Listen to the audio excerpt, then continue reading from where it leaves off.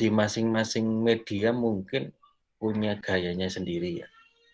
Kalau di media online yang lain belum tentu sama dengan di tempat kami gitu. Jadi saya akan bicara lebih spesifik di tempat kami, sebenarnya untuk digitalisasi ini nggak ada nggak ada apa ya, nggak ada hal yang yang yang sangat berbeda gitu. Mungkin penambahan-penambahan yang disesuaikan dengan langgam keredaksiannya yang berbeda. Misalnya ya, kalau di Tirto itu ada, jadi newsroom itu menyangkut teman-teman riset dan sekaligus teman-teman multimedia, karena ini satu kesatuan ya, meskipun berbeda-beda pekerjaan, bidang pekerjaannya, tetapi itu menjadi satu kesatuan. Kenapa demikian? Karena di Tirto setiap dari pemberitaan menampilkan infografik dan juga, data, gitu kira-kira, Mbak, yang membedakan membedakan, gaya ya, gaya media online kami dengan di tempat lain, seperti itu mungkin.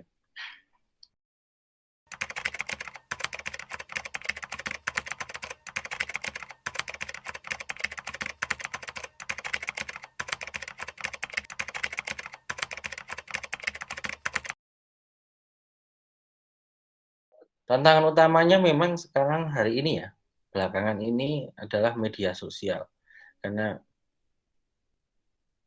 orang sekarang bisa memproduksi informasinya sendiri, gitu kan.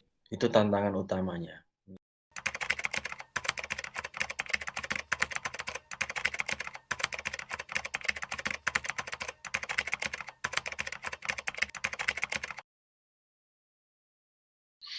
Kami juga tidak menutup kemungkinan untuk menggunakan media sosial itu, tetapi lebih fokus ke kalau paling gampang itu adalah melalui akun-akun yang sudah terverifikasi terverifikasi ya, misalnya akun-akun lembaga negara dan sebagainya, itu menjadi salah satu rujukan kami. Tapi bukan akun pribadi ya, bukan akun pribadi, eee, seseorang gitu kan, itu. Tapi lebih kepada lembaga.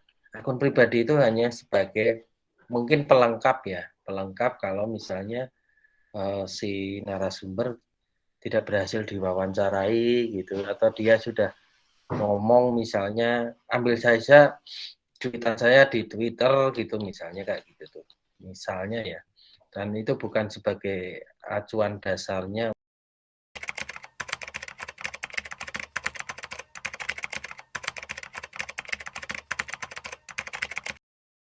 Kalau gimana digitalisasi, menurut gue di Tirto untungnya gitu ya, kita masih menggunakan metode cara menulis newspaper gitu, koran gitu.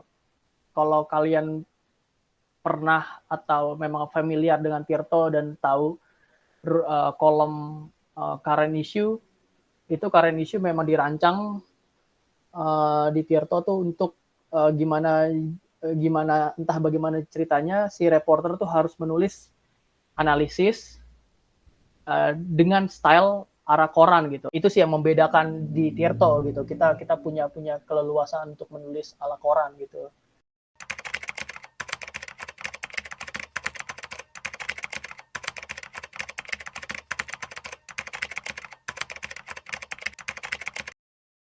Tantangannya ada dan kita juga nggak berusaha untuk menandinginya.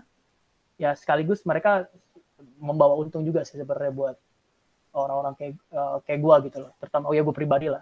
Kecanggihan teknologi itu berkelindan dengan kecepatan orang menggunakannya ya. Dan itu juga jadi tantangan buat reporter sih. Dan gue ngerasain gimana dalam satu sisi juga memang gue merasa nggak bisa menandingi kecepatan ke apa aktualitas dari si citizen jurnalis ini. Karena ya mereka kan orang-orang yang dalam tanda kutip tersebar di mana-mana dan luang gitu.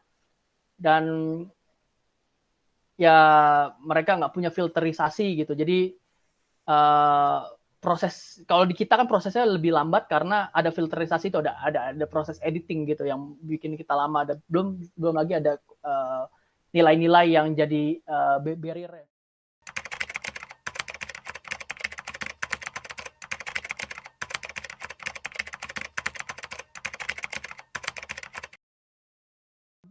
beberapa hal gue coba ingat lagi, beberapa hal bahan liputan gue juga sebenarnya sumbernya tuh dari akun-akun citizen jurnalis, bukan, gue malas sih disebutnya jurnalis, akun-akun info Jakarta, kayak akun-akun info Depok, bla bla bla gitulah, yang mereka lebih cepat untuk nge-report gitu. Beberapa kali dari situ gue dapetnya, terusnya ya akhirnya kita cover sesuai sama bagaimana Stella Tirto.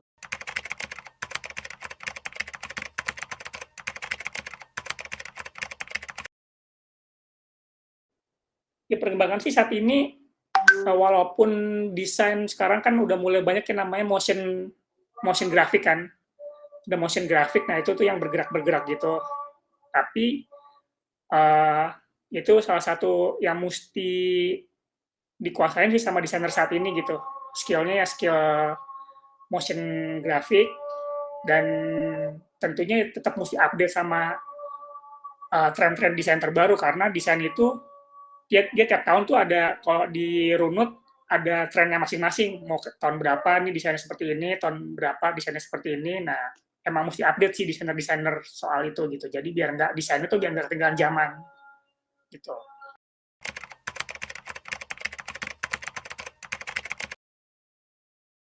Ini sih tantangannya paling ya ada deadline-nya. Jadi kayak kita mesti bikin desain yang bagus, tapi dalam tenggat waktu misalkan 1 jam atau 2 jam gitu sebelum beritanya basi gitu kan. Dan itu sih jadi ngejar dan bikin desain bagus lebih cepat itu sih yang agak susah gitu.